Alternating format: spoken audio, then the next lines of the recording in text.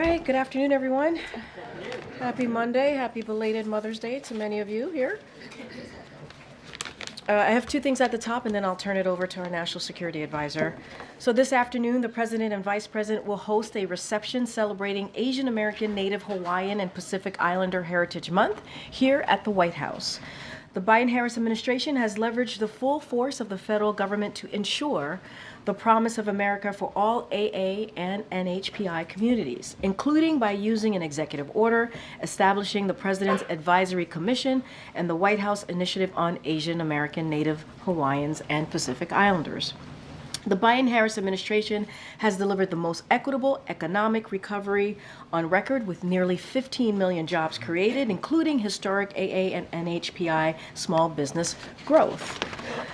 We are also working to ensure equal access to quality education, expand affordable health care for children and families, combat hate, improve disaster recovery, preserve indigenous heritage and lands, and protect civil rights by advancing language access and data equity. And you'll hear from the President directly on this work later today. And finally, today, the Biden-Harris administration is kicking off this year's Infrastructure Week. I know you all are very excited about that. We are celebrating the historic progress of President Biden's Investing in America agenda, which continues to create good-paying jobs, boost domestic manufacturing, strengthen supply chains, and grow the economy from the middle out and bottom up. While Infrastructure Week became an empty punchline during the prior administration, President Biden is delivering an infrastructure decade that will benefit communities for generations to come. To date, our administration has announced over 56,000 infrastructure projects across the country and delivered over $450 billion from the infrastructure law. Today, we release an updated map showcasing thousands of projects that are underway, as well as new state-by-state fact sheets that spotlight investments and projects across the President's entire Investing America agenda. This Infrastructure Week, we are also calling out Congress, Republicans in Congress to be more specific, who voted against President's infrastructure law, but are now showing up at groundbreaking events and ribbon cuttings. We're also calling on congressional Republicans to extend funding for Affordability Connectivity Program, which has lowered internet bills to enable more than 23 million households to access affordable, high-speed internet.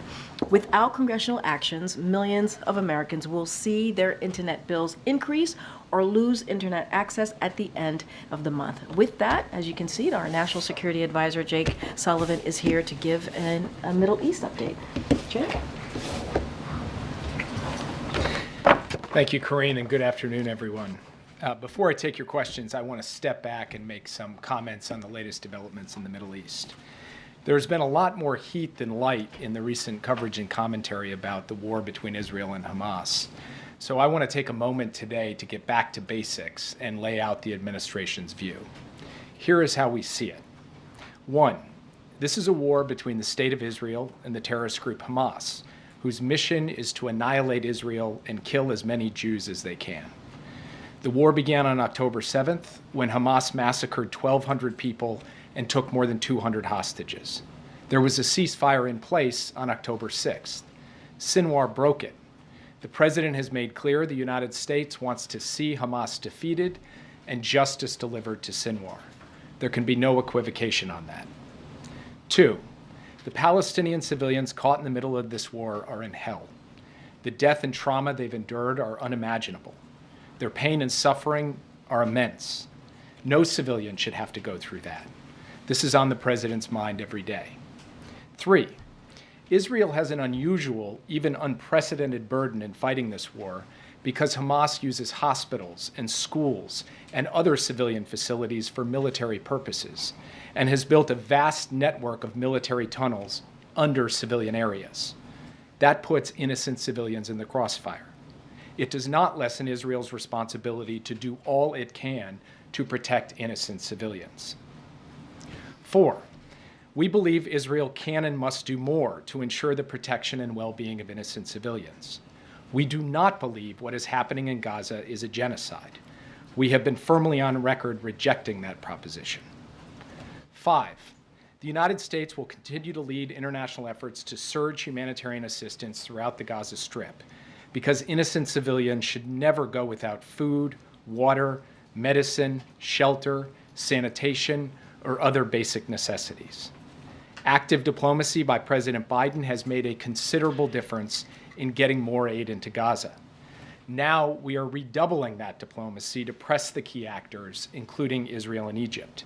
I discussed this issue with my Israeli and Egyptian counterparts yesterday. 6, the United States has sent a massive amount of military assistance to Israel to defend itself against all threats, including Hamas, Hezbollah, and Iran and its other proxies. We are continuing to send military assistance, and we will ensure that Israel receives the full amount provided in the supplemental. We have paused the shipment of 2,000-pound bombs because we do not believe they should be dropped in densely populated cities. We are talking to the Israeli government about this.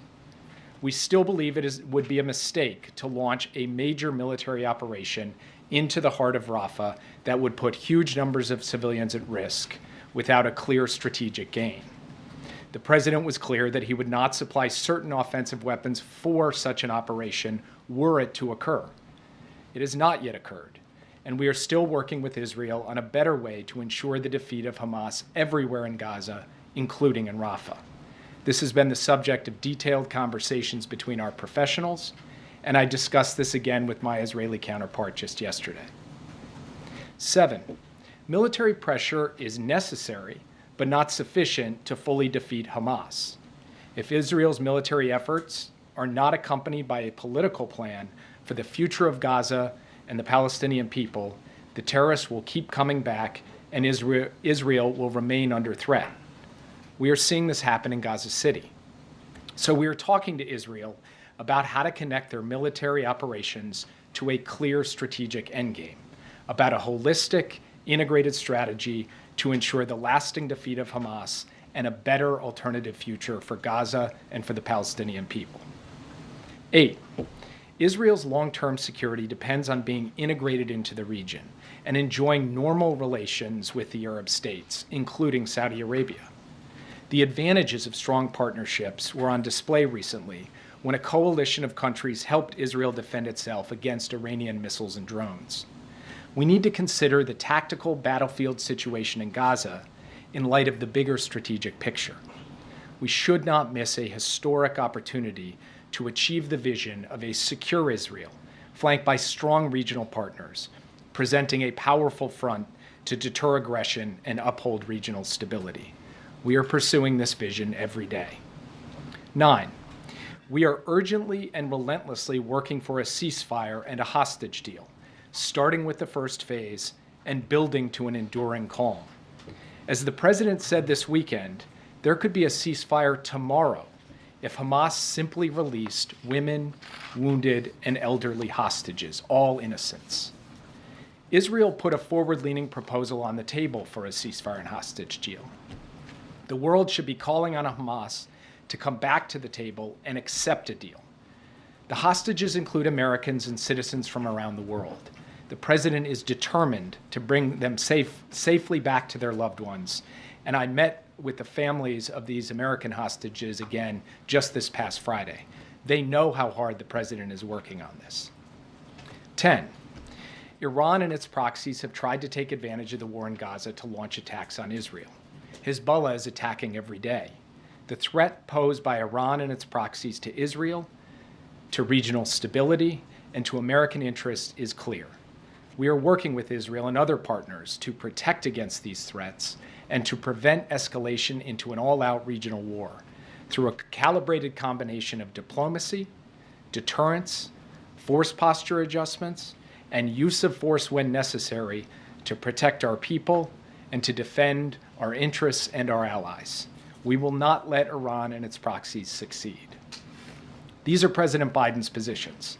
They reflect his commitment to getting an outcome in Gaza and across the broader Middle East that protects Israel's future security and paves the way for a future of dignity and security for the Palestinian people as well, rather than Israel getting mired in a counterinsurgency campaign that never ends and ultimately saps Israel's strength and vitality. And this is all consistent with President Biden's longstanding view that ultimately a two-state solution is the only way to ensure a strong, secure, Jewish, democratic state of Israel, as well as a future of dignity, security, and prosperity for the Palestinian people. One last thing. No president has stood stronger with Israel than Joe Biden. He was the first president ever to visit Israel during wartime. He is protecting Israel at the United Nations. He mobilized a coalition to directly defend Israel against an unprecedented Iranian attack. He led the bipartisan effort to pass a supplemental that ensures Israel's defense and military edge for years to come. His commitment to Israel is ironclad. Ironclad doesn't mean you never disagree. It means you work through your disagreements, as only true friends can do. That's exactly what we've done for the past 7 months, and that's what we'll keep doing. And with that, I'll be happy to take your questions. Yeah. Thank you, Jake. Just a week ago, the administration sounded optimistic on the prospect of a ceasefire and hostage deal. Now those talks appear to have stalled. Can you provide an update? Well, I have been quoting George Mitchell of late, who negotiated peace between the warring parties in Northern Ireland. And Senator Mitchell said quite famously that negotiations are 1,000 days of failure and 1 day of success. And right now, we're in the former days rather than the latter day. And this particular negotiation has had its ups and downs, its ins and outs, its twists and turns. And what I laid out in my opening comments remains the case. There could be a ceasefire tomorrow if Hamas would just go ahead and release women, wounded, and elderly. We do believe Israel has put a good proposal on the table. Hamas has put a counter-proposal on the table. The world is calling for a ceasefire. Those who are doing so should go to Hamas and say, come to the table and work until we get a deal. I can't predict when and if that will happen. I can tell you that we remain committed to pressing the diplomacy to achieve that outcome on behalf of the American hostages and all the hostages, and on behalf of getting to an enduring calm in Gaza. What exactly the next step is, we will have to see. This is a dynamic situation that involves the diplomatic element as well as the military element, including the recent operations that Israel has taken in Rafah. So we will now have to see how things unfold in the coming days. You said that it was down to language. What is it down to now? Well, in the end, when you're talking about a phased agreement that has multiple elements relating to sequencing of hostages coming out, movement of military capabilities, surging of humanitarian assistance, movement of civilians. All these things are quite detailed, and working through those details is what is going to be necessary to get this across the finish line. We believe there is a framework that both sides could sign up to, and it's really about the specifics of that framework and filling that out that's necessary. Language ends up being on a page, but it is what reflects the implementation of those details. That's what we're working with the parties, both with Israel and with Qatar and Egypt, who are in close touch with the representatives of Hamas. And we'll keep you updated as we drive to the finish line. We are intent and determined to get all of the hostages home. We are intent and determined to produce a ceasefire and hostage deal. We believe we can achieve that. I cannot tell you when. Yeah. Jake, I want to ask you about Russia, but just first on this topic. In the readout, your call with Israeli officials yesterday, it said that you're going to have this meeting again in person soon. Is your expectation, well, one, when is your expectation that that meeting will happen, and do you expect that there won't be a Rafah offensive until that meeting has taken place? I expect it'll happen in a matter of days, not weeks. We haven't announced a specific date on the calendar, but this isn't going to be long in the future. We're just talking about scheduling so that we can get the teams together. Because, of course, it's not just me meeting my counterpart. It's military intelligence and humanitarian professionals on both sides being a part of that conversation as well. And what I expect is that we will have an opportunity to talk further about the best way to ensure Hamas's defeat everywhere in Gaza, including in Rafah, in the context of that conversation, and that opportunity will still be available to us when we show up for that conversation. And then Zelensky's advisor said today that these new Russian government appointments, including the defense minister, show that Moscow is going to try to scale up its war effort and reconfigure its economy for its defense needs. Is that your assessment of this shakeup as well? Look, it's an opaque system. It's run by one man, Vladimir Putin. He calls the shots. He may move around professionals into various roles, but at the end of the day, he seems bound and determined to continue to try to inflict a brutal war of aggression on Ukraine. We'll take whatever comes, support Ukraine alongside a coalition of countries, and see what happens. So I don't have a specific comment on the nature of this change up in their government. I've seen that speculation from the Ukrainians. It's not unreasonable, but I can't draw any conclusions at this point. We'll have to see what unfolds. Yeah. Thanks, Jake. Does the U.S. believe that Sinwar or other top Hamas leaders are hiding in Rafah? And if not, why do the Israeli forces continue to push further into Rafah? What reasons are they giving you? Look, I've seen the public reporting on this, both in Israeli press and in American press, citing intelligence officials suggesting he's not actually in Rafah. I'm not going to comment from intelligence on intelligence operations from the podium, so I'm afraid I can't go further in trying to answer your question. But it's a reasonable question if, in fact, it were the case that he weren't in Rafah, but I can't confirm that one way or the other from this podium. What reasons are the Israelis giving for why they continue to push forward in Rafah? And do you get the sense that they're taking the U.S. warning and threat seriously? Look, I think that they have taken the sustained conversation that we have had with them about how to seek an enduring defeat for Hamas while minimizing civilian harm. I think they have been taking that seriously. We've had multiple rounds of conversations, professional to professional, president to prime minister. We will continue those conversations. We have been very clear about where we stand, and we've also been clear that we're here to actually offer constructive ideas for how to proceed with this in a way that will ultimately achieve the objective. One of the points I made at the outset that I think bears repeating is that really any military operation, a targeted operation, a larger operation, on the ground or in the air, has got to be connected to a strategic endgame that also answers the question, what comes next? And that's something that we're really bearing in on with the Israeli government, and feel that there needs to be more attention on that piece of it, lest we end up in a circumstance where Israel conducts a military operation, kills a bunch of Hamas guys, also creates some harm to innocent civilians caught in the crossfire, and then terrorists come back, as we have seen them come back in Gaza City and Khan Yunis and other places. We want to avoid that outcome. We want an outcome in which the page gets turned from Hamas's terroristic reign over Gaza, and a better future comes for the Palestinian people and for the security of the state of Israel. That's what we're going to keep working through. Yeah. Thanks, Jay. I know you don't previously haven't wanted to talk about drawing red lines, but Israel is continuing to strike Rafah, and they're continuing to order the evacuation of large numbers of civilians.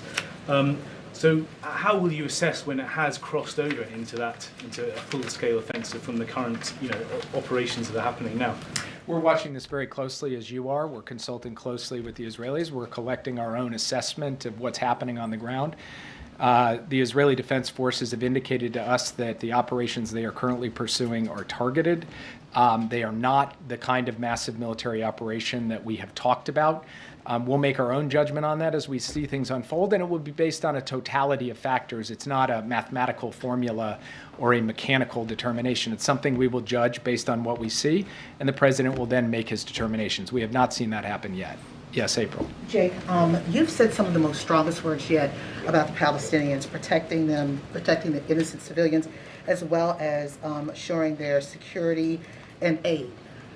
What has your department, the National Security Council, as well as Steve Benjamin said to Morehouse in the lead up to the president's speech, trying to quell the concerns about protests during his commencement address this weekend?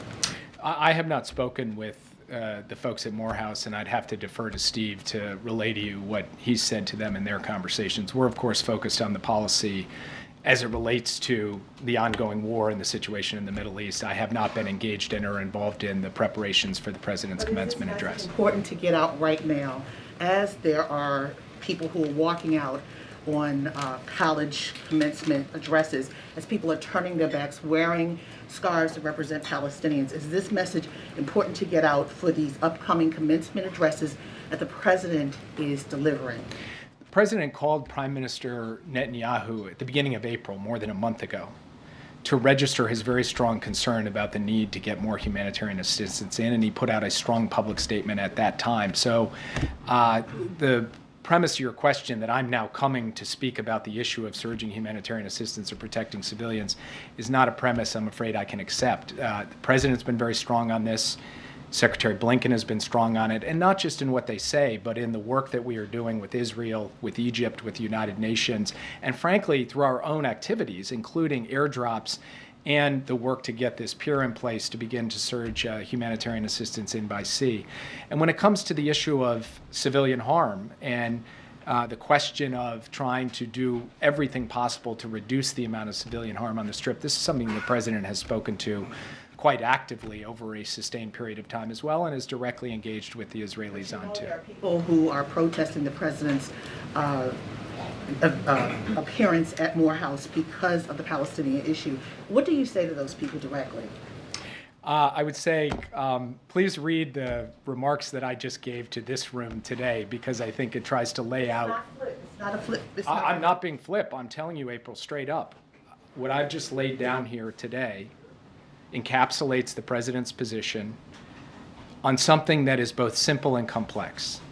It is simple because Hamas is an evil terrorist organization that needs to be defeated, period. It is complex because doing that in the context of what is happening in the Gaza Strip is a complex military operation, and frankly, the regional situation makes it even more complex.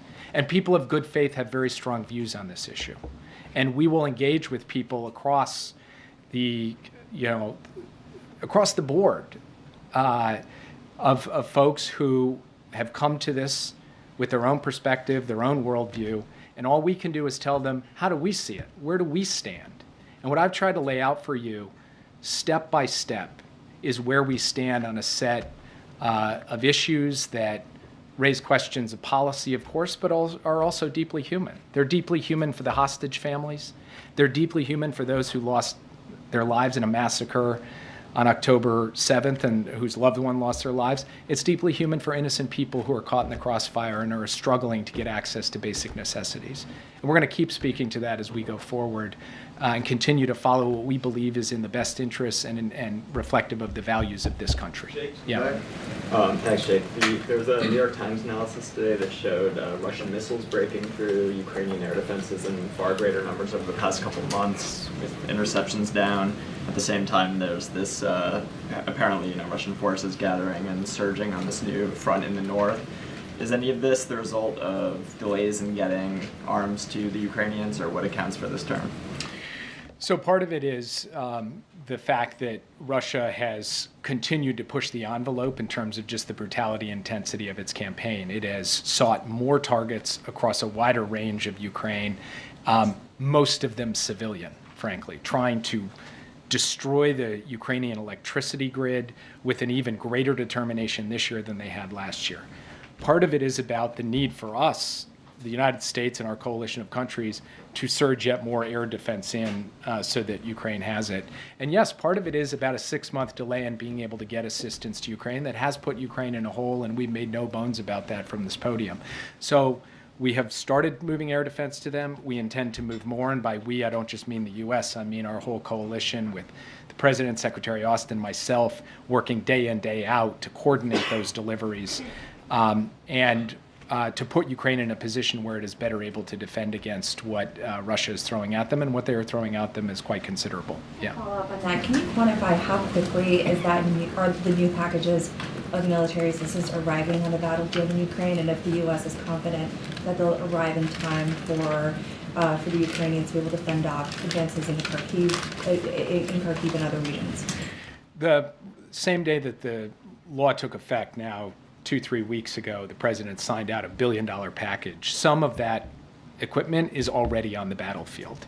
On Friday, he signed out another package. Some of that equipment will get onto the battlefield this week. Now, some of it has a longer lead time in terms of our ability to ship it, organize it, and get it in. So I don't want to suggest that all $1 billion worth of equipment is on the battlefield. But what you will see is a steady flow week by week. It's not like we've got to wait well out into the future before stuff starts getting delivered. And we are going to have another, what we call PDA, Presidential Drawdown Authority package, just in the coming days, because we're trying to really accelerate the tempo of the deliveries, recognizing, as I said before, the delay put Ukraine in a hole, and we're trying to help them dig out of that hole as rapidly as possible. PDAs every week now, or even faster? How we do the drawdown is a little bit less of the central issue than what the size of it is and what the sequence of actual deliveries are. So I'm not going to suggest that there'll be a drawdown every week. What I am going to suggest is that the level of intensity being exhibited right now in terms of moving stuff is at a 10 out of 10. I spoke this morning along with Secretary Austin and Chairman Brown with our counterparts in Ukraine, General Syrskyi, Minister Umerov, and Andriy Yermak. We spoke for 90 minutes. It was a detailed conversation about the situation on the front, about the capabilities that they are most in need of, and a real triage effort to say, get us this stuff this fast so that we can be in a position to effectively defend against the Russian onslaught. And so at the highest levels in our government, we are engaged with the highest levels of theirs to be able to ensure that we're doing everything humanly possible, both ourselves and our allies who are surging equipment as well, to get it there to the front lines. Actually, a follow-up on an Israel question, sorry. Secretary Blinken said yesterday that Israel could be, quote, holding the bag on an enduring insurgency. I'm curious whether, would Israel be holding that bag alone? In other words, is there any concern, or are you concerned that Israel's ongoing prosecution of the war using U.S. weapons is going to help Hamas cultivate kind of a new generation of people who will be, targeting U.S. interests and attacking Americans? Look, we have a painful experience in counterinsurgency campaigns fighting terrorists in urban environments and populated areas, and we know that it is not as simple as executing a military operation and calling it a day. As I said in my opening comments, military operation has to be connected to a political plan for the day after, so that there is a clear alternative, and there's governance, and there's security, and all of the steps you need to take to finally and fully defeat a hardened, entrenched terrorist foe. And yes, one of the risks of engaging in any kind of counterinsurgency campaign is the ability of the terrorist group to attract more recruits and more followers as time goes on. This is something we have talked to the Israelis about. So one of the key points that we have been reinforcing is to step back just from a tactical military analysis of the situation, ask strategically, how do we get to the common goal, the enduring defeat of Hamas? And that is going to require military pressure, yes, but more than just military pressure, a political plan to get there. Hi, thank you. One of the big questions about Rafah is that why does the United States, the strongest ally of Israel, the biggest weapon supplier, seem to have so little clout with the Netanyahu government? And you said, for instance, that they need a strategic endgame. They don't have one yet. Bibi Netanyahu has said they're going to go ahead in Rafah no matter what. What is the evidence that the United States still has clout with the Netanyahu government, or is it just too early to tell? Well, I think you can go back to the beginning and look at the pattern of engagement of the United States and the impact that it's had on, for example, the flow of humanitarian assistance. And we believe also that in engaging Israel on the question of civilian protection and civilian harm, they have made adjustments over the course of time. And then with the question of a strategic endgame, I don't think that's really a question about American influence. That's a question about Israel's strategy and what Israel chooses to do. The Prime Minister doesn't have to answer to us on that. He's got to answer to the Israeli people on that, because he's ultimately having to deliver for them the long-term security and a clear answer to the question, how does Hamas get defeated on an enduring basis and what comes after? So I think sometimes this whole issue gets put a little bit too much into the frame of the U.S. and Israel and not enough into the frame of these are sovereign Israeli decisions that they're making in a democracy. Their leadership is choosing how to prosecute this war. They're going to make those decisions. We're a sovereign country too. We're going to make our decisions. And as a very good friend of Israel, we are going to stand with them as they work to defeat their determined enemy. But we're also going to offer our advice and make clear where we stand on these issues as well. That's the most we can do. That's the most you could ask of anyone. That's what we will do every day. We do believe it has borne results. We hope it will bear more results in the period ahead. Yeah. Another question on Secretary Blinken's comments yesterday. He said that even if Israel goes further into Rafah, that there will still be thousands of Hamas soldiers left. So why isn't Israel saying that they have to go into Rafah to defeat Hamas? Look, I'll leave that to the Israeli government. A point that we have made to them is that Israel has gone through Gaza City. Israel has gone through Khan Yunis. And in both places, you've seen terrorists emerge from the rubble. because, from our perspective, there's not a sufficient integration of a military plan with the political plan. We have concerns about that. We've raised those concerns, not with rancor, but because we want to see a successful outcome to this war. We want to see Hamas defeated. We want to see its leaders, justice delivered to its leaders, starting with Sinwar. So we'll continue to talk to them about this, but really that question, which is a good question, is a question best posed to the Israelis who are formulating the military plans that they are unfolding. Question on China tariffs. What is the president's goal with his review of those tariffs, and do you expect any retaliation from China if tariffs are in fact raised? So I will not get ahead of the president on this. I've seen obviously all of the reporting on it. It's no secret that the president, this entire administration, has been concerned about unfair practices by the PRC that harm American workers and businesses, the issue of overcapacity, the ways in which China has put in place a series of non-market distorting practices in strategic sectors. And he has said consistently, I'm going to stand up and push back against that. And so that's the frame that he approaches this with. And then I'm going to leave the specifics to be announced in due course, I would say in short order. Yeah. Jake, you cited the humanitarian aid as a way to influence Israel and a clout of the U.S. But this, even the aid coming to Gaza, has been curtailed now. It's been blocked. So barely any aid coming in. And also the repeated attack by settlers and extremists in the West Bank of allowing the aid in. So how can you make sure that actually the U.S. has that clout that you're mentioning? And second, if you allow me, many Arab states said that, including your allies, said they're not going to take part in the day after plan in Gaza in any shape or form, whether it's a force or it's administration. Netanyahu said too that he doesn't want the PA to take part or a two-state solution. So what's your vision when it comes to the day after? How can you push the Israelis to materialize this into some kind of plan of action? So on the first question, in the past few days since Israel took the Rafah crossing, we have seen difficulty getting aid through either Rafah or Kerem Shalom, and this is a matter of great concern to us. This is something we're working not just with the Israeli government, but the Egyptian government and the United Nations, because it will take all three of them working together to make this happen. In the meantime, Israel has opened yet another crossing in the north beyond Erez, a crossing called Zakim, and has moved flour through that crossing. We have managed to get some fuel in down through the south despite all of the other difficulties. This is an urgent and critical situation. We have got to get those crossings open to get more aid in. That has been an issue of the past 3 days since these military operations, and it's something we are working through with all the relevant parties. It is a total outrage that there are people who are attacking and looting these convoys coming from Jordan going to Gaza to deliver humanitarian assistance. We are looking at the tools that we have to respond to this, and we are also raising our concerns at the highest level of the Israeli government, and it's something that we make no bones about. This is completely and utterly unacceptable behavior. On the day after, we are in fact having constructive conversations with Arab states about it. But what they do want to see is a political horizon. They want an answer to what does the long-term future look like for the Palestinian people. That's something we're talking about with them. That's something we're talking about with the Israeli government as well. Yes. Thanks, Jake. Just to put a little bit of a point on Nadia's question, is Israel restricting the flow of humanitarian aid into Gaza, or is it not?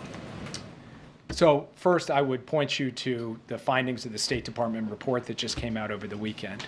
We believe that there were periods over the last few weeks where there were restrictions that had to be worked through, but at the time we put that report forward, we felt that there was sufficient work being done by the Israeli government with respect to the facilitation of humanitarian aid that we did not make a judgment that anything had to be done in terms of U.S. assistance. That continues to be our position today. So in plain language, they're restricting it, but it's okay in the way that they're restricting it. Those are your words. They are certainly not my words. I'm not sure if that's how you ask questions, but yeah, go ahead.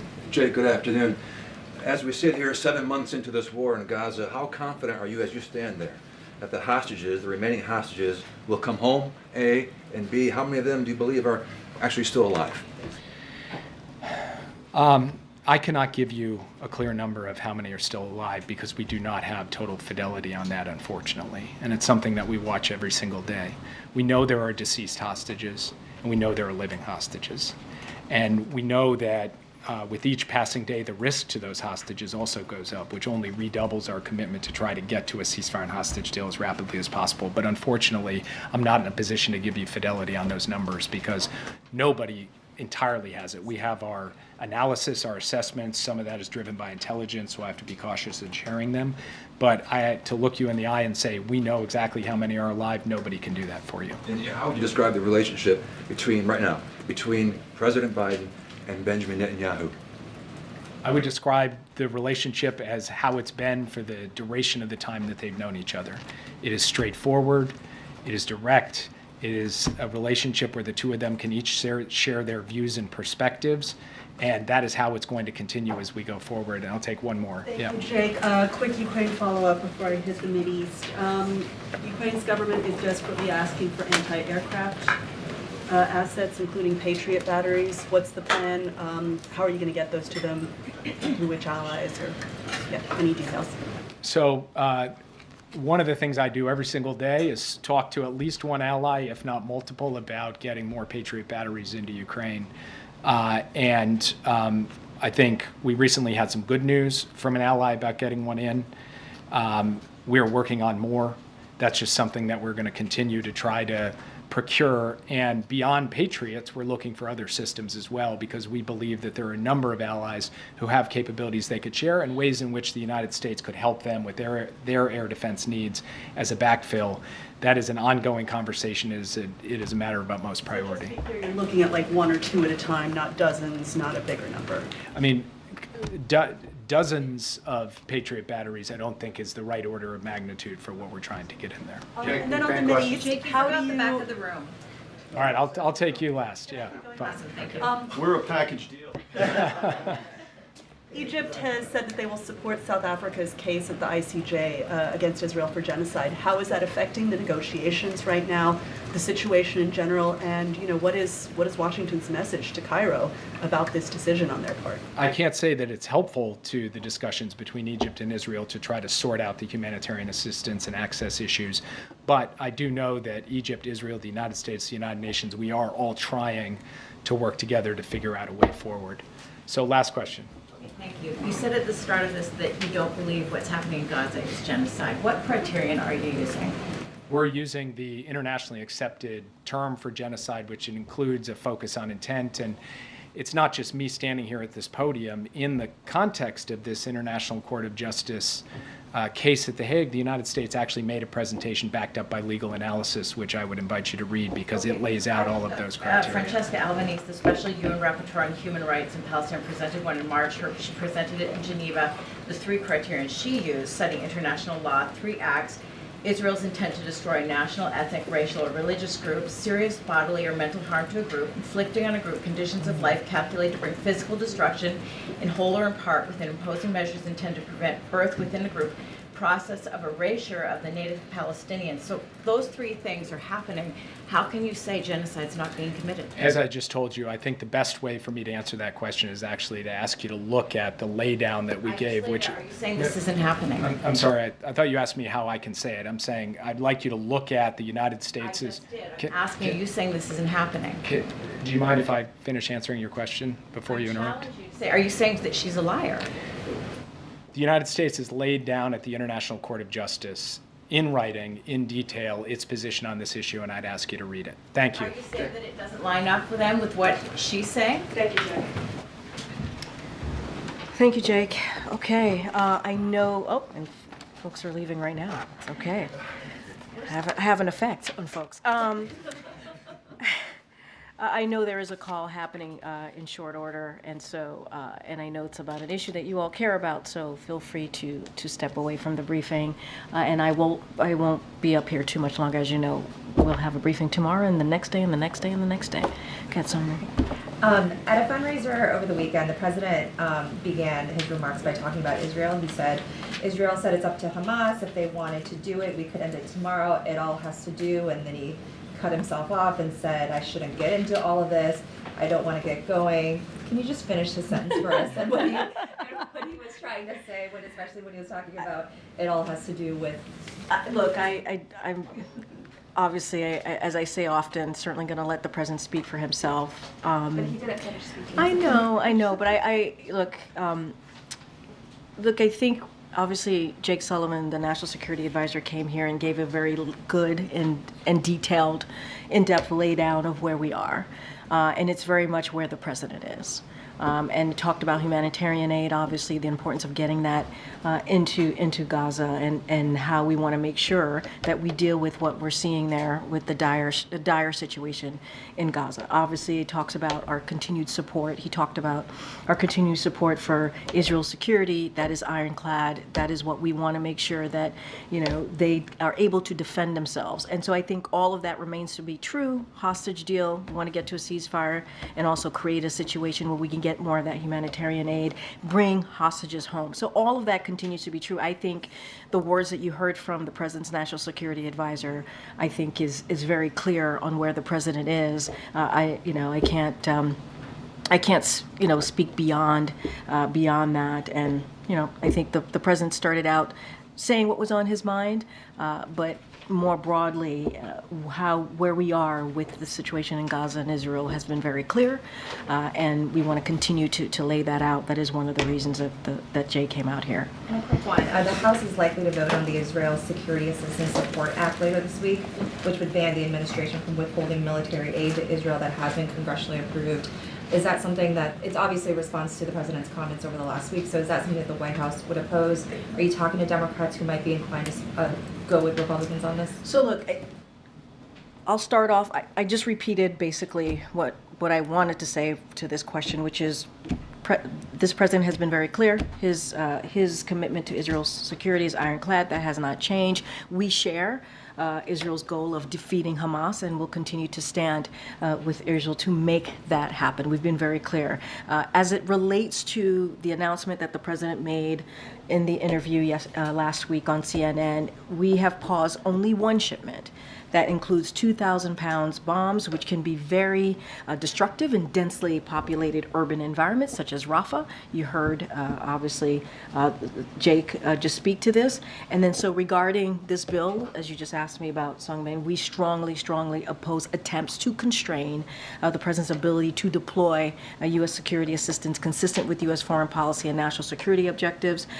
It is our objective as well that we plan to spend every last cent appropriated consistent with legal obligations, including in the recent supplemental, that national security supplemental that was just passed and the president obviously signed.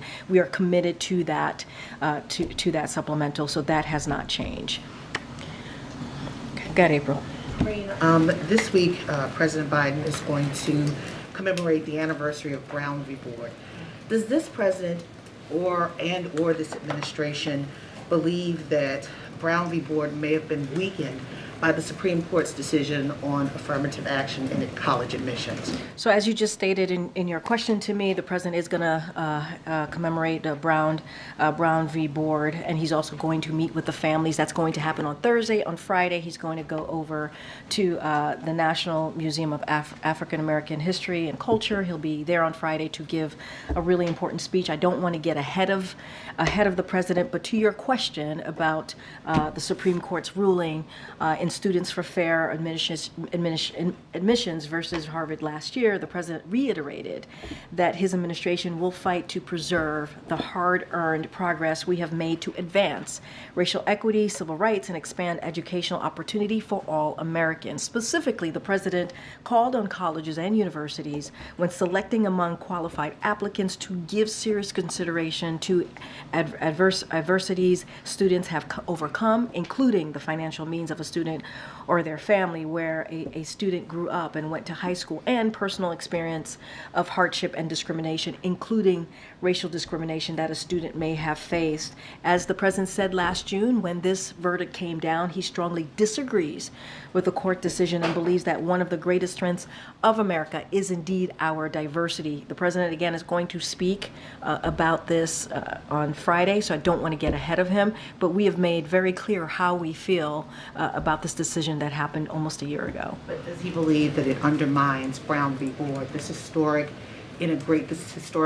ruling that integrates schools, and we are actually seeing the segregation of schools still in this country. No, I totally agree with all the points that you made. I laid out what we thought about that decision that came last June, and we had said it is something that is concerning, incredibly concerning. The president is going to give a speech on Friday.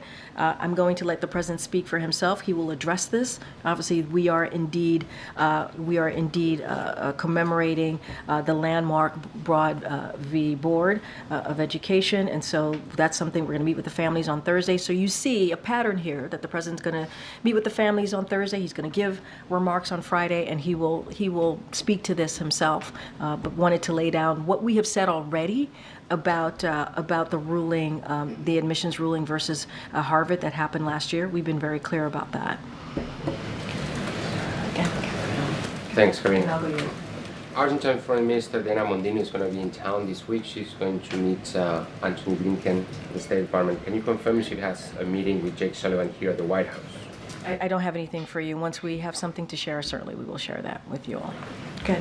Thanks, Karine. So Warren Buffett this month said that taxes will have to be raised to pay for the national debt.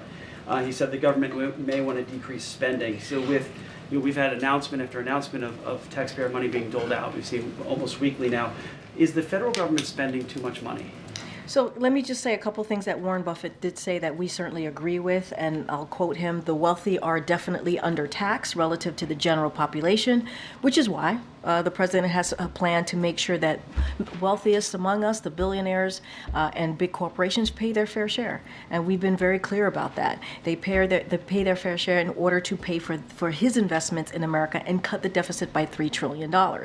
And Buffett also said it doesn't bother him to pay taxes. And so it has been very clear, the president has said, that he will not raise taxes on anyone making less than $400,000. That is what the president has said. Warren Buffett pretty much agrees with us. We agree, obviously, with him.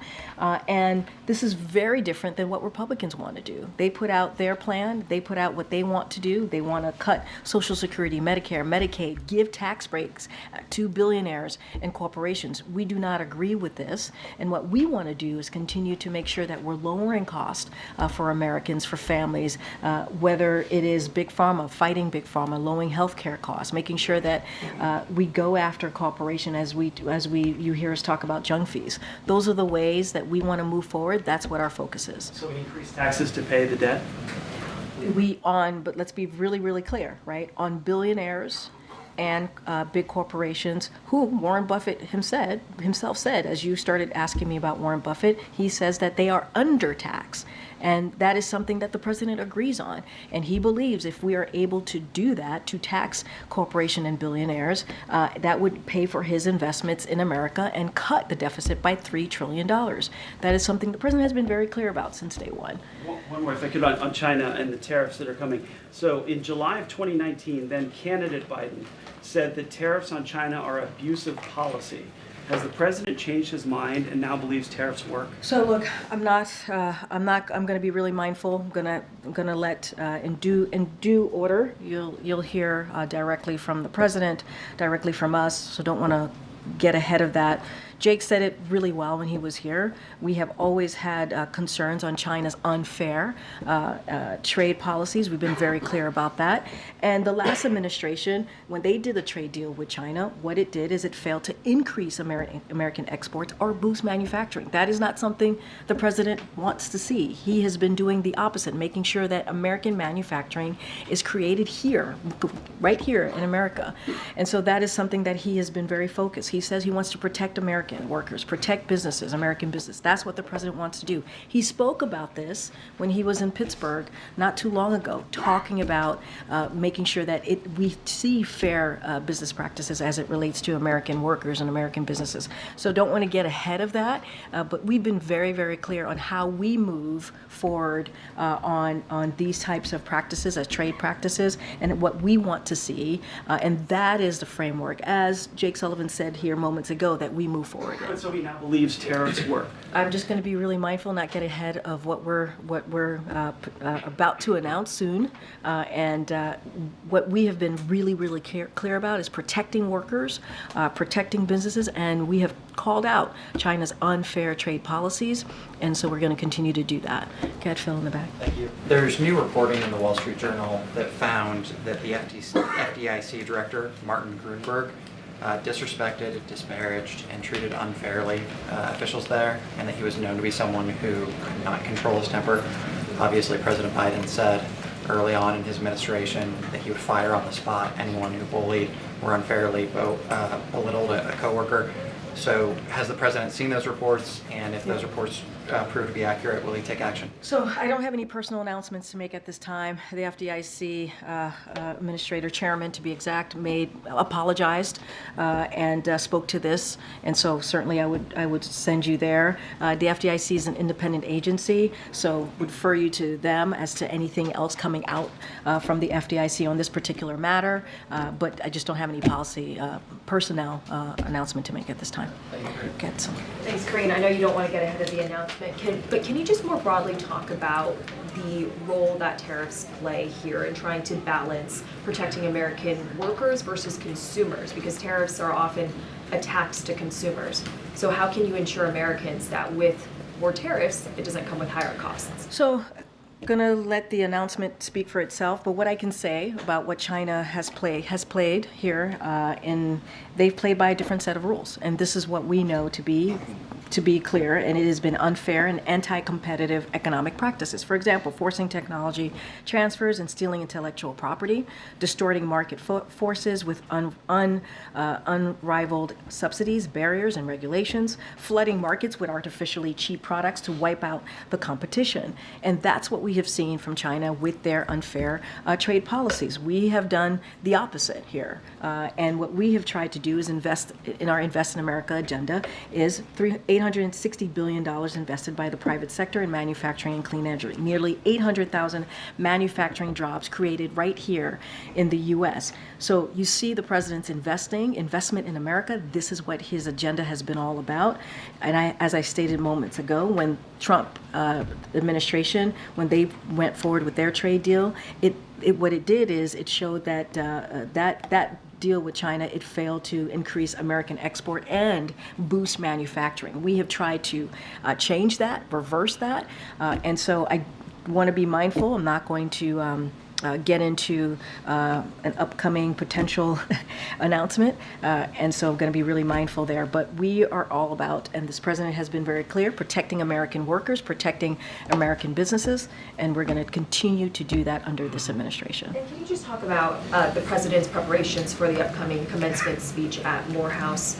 And does he plan to address the concerns of some students and faculty who have conflicting views about the president being there? So a couple of things there. The president's going to continue to work on his speech with his senior advisors. That's what he's going to do all week.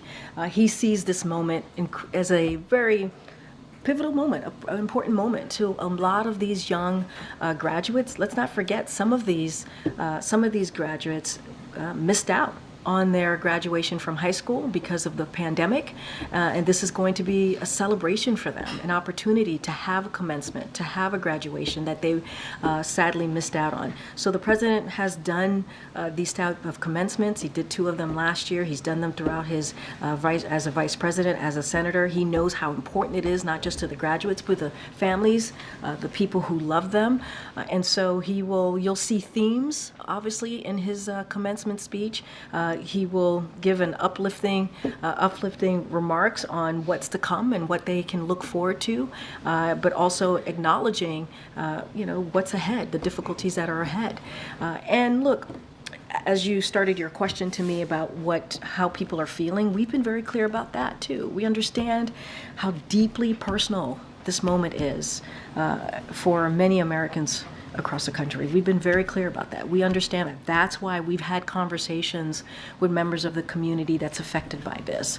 We've had conversation with the Muslim Americans, Palestinian Americans, Arab Americans. The president has, White House officials here have. They've traveled to states across the country to have those very important conversations, and will continue to do that.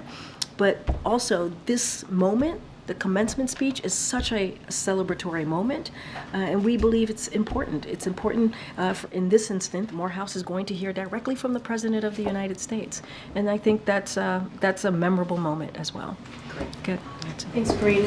Where do deliberations stand on this potential White House plan to allow a certain number of Palestinian refugees into the U.S.? So I don't have any updates for you. I know I've been asked this question multiple times about conversations happening here. Don't have anything to share. What I will say is, and I've said this many times before, in the beginning of what occurred on October 7th, we put in a plan. There were about 1,800 Palestinian Americans that were in Gaza, and we did everything that we can to get them out if they choose to, if that's something that they wanted to do, and certainly we were able to do that. As it relates to a refugee program or anything in that nature, I don't have any announcement to make, and I'll just leave it there because I want to be really mindful about that, about getting ahead of that. Does the fact that a lot of Democratic senators were sort of lukewarm on the idea make it less likely that something like that will happen? I wouldn't say that. I wouldn't say that. Confirm that either way. What I will say is we don't have any announcement to make at this time, and so obviously we're going to look at everything. So the U.S. has withheld bomb shipments to Israel, and on Friday the State Department sent a report to Congress. So did the report further support the administration's stance, or are they having second thoughts about it? Say that one more time. So the U.S. has withheld bomb shipments to Israel. Yeah, just one shipment, 2,000 bombs. Yep. Right. And so we have 2,000-pound bombs. Right. Yep. So and that is connected to what we have said, and we have made very clear about our public and made this publicly and privately, our concerns about a major military operations into Rafah, and so we have been very clear about that because of the more than 1.4 million Palestinians who are there, they are seeking refuge, and so we've been very clear about that. So we have paused one shipment, and that's what the president spoke to last week. That's what Jake spoke to just moments ago. Right. So the report, does it sort of further strengthen what the president is doing, or is it giving him pause? What did you think of the report that the State Department sent to the Congress? I mean, I think Jake spoke to that. And he talked about the findings of the report, how it wouldn't change our policies. That's number one. And this is an ongoing, transparent process. I don't have anything else to add beyond that. Look, when you think about the pause on these 2,000-pound bombs, the reason why we paused it is because we want to be mindful, right? We understand that there is in Rafah, there are dense areas that have Palestinians who are seeking refuge. And we want to make sure those civilian lives, those innocent civilian lives, are protected. That's why we've made very clear about our concerns about a major military operations there. That is the reason, that is the focus, understanding that fact, and that is a fact. And so we're going to continue to have those conversations. You heard Jake talk about in upcoming days having an in-person conversation with his counterparts, continuing these group meetings that they've been having with the NSC's been having with the IDF, the Israeli government, and so that's going to continue. We're going to continue to be really clear about our concerns, as we've been publicly, as also privately, and so those conversations continue, and that's why the president has been very clear. There are 1.4 million civilians, innocent civilians that are in Rafah right now, and we want to be really careful and mindful. We want to see a plan that speaks to how is Israel going to make sure that those lives are protected. It is a pause of one shipment, and that shipment is related to what we believe it could be potentially an issue here in Rafah, being very, very clear about that. Great. Okay, good. Thanks, Karine. Some recent polls, and I know you've said the president doesn't govern looking at polls, but some have shown his popularity eroding amongst young people and also non-whites, and it's not only related to Israel. Is he aware of that? Is he going to try to refocus his messaging or tweak it to speak directly to those groups that have felt left behind? So look, and going to be mindful about this upcoming election, not going to comment about that, the 2024 election, or how these polls will affect the 2024 election. Going to be super mindful. But more broadly, we believe that young Americans support the president's agenda more broadly, right? In an overwhelming way. And the president has stood with young Americans on many of the issues that they care about, because you said beyond what's happening in the Middle East. And so when it comes to climate change, right, that's something that he's been very clear about and has been the most progressive president on that particular issue. And he's going to continue to do that. We understand as well that while the economy is turning around, and you've heard me talk at the top about the 15 million jobs created and what we've been able to do to turn around the economy, we understand that prices are too high, and young people in particular are feeling that. And so we're going to continue to work on those issues. We're going to continue to do everything that we can to lower cost. I talked about the situation in the Middle East and how young Americans are feeling about what they're seeing in Gaza, and we understand how painful it is, this moment is for them. That's why we've been working so hard to try to get a deal that would lead us to a ceasefire, get hostages home, make sure that we get that humanitarian aid. Let's not forget that the U.S. has led the effort in getting humanitarian assistance into Gaza. And so going to be super mindful about the particular polling questions, but we do believe that we want to make sure that we have an economy that works for young people. We want to make sure that we listen to young people and hear them out. We want to make sure that we continue to work on some of the issues that the president has talked about, whether it's student debt relief. This is something that the president, it's not going to stop him from doing the work that he has been very clear about wanting to deliver for the American people, including young Americans. So Messaging to minorities. Well, and what do you mean specifically about that? Hispanic voters. Yeah. Well, I'm not going to speak to Hispanic voters or voters more specifically, but if you look at what the president has been able to accomplish for different communities, we have seen an economy that he has created, right, that he's wanted to create, that is not a trickle-down economy, that is very much from the bottom up, middle out. And you've seen unemployment go down for the Hispanic community. You've seen wealth, when we talk about wealth gap, closing the wealth gap, and making sure that we're creating jobs for Latino, Hispanic communities more specifically. I think we've created more than 4 million jobs in this administration for that particular community. We've seen that as well for the Black community, the African American community. We've been very consistent. You heard me lay out what we've been able to do for Asian Americans with the president's economic policy. So we are very, very committed to making sure that communities that are normally seen to be left behind are not left behind as it relates to the president's economic policy. You see that when he fights Big Pharma. When he's fighting Big Pharma and lowering costs, that helps communities that you're asking me about. When we're talking about junk fees, that helps communities that you're asking me about. And so when we're talking about expanding ACA, we expanded that for Dreamers, for DACA recipients. That's because, and you heard this president say this last week, because he understands that DACA recipients, many of them are part of our military, right? They're part of what makes this country great. And so those are actions that the president's going to continue to take and continue to have those conversations and certainly message that. I have to go. Thanks, everybody. I'll see you tomorrow. I'll be back tomorrow, guys. Thanks, everyone.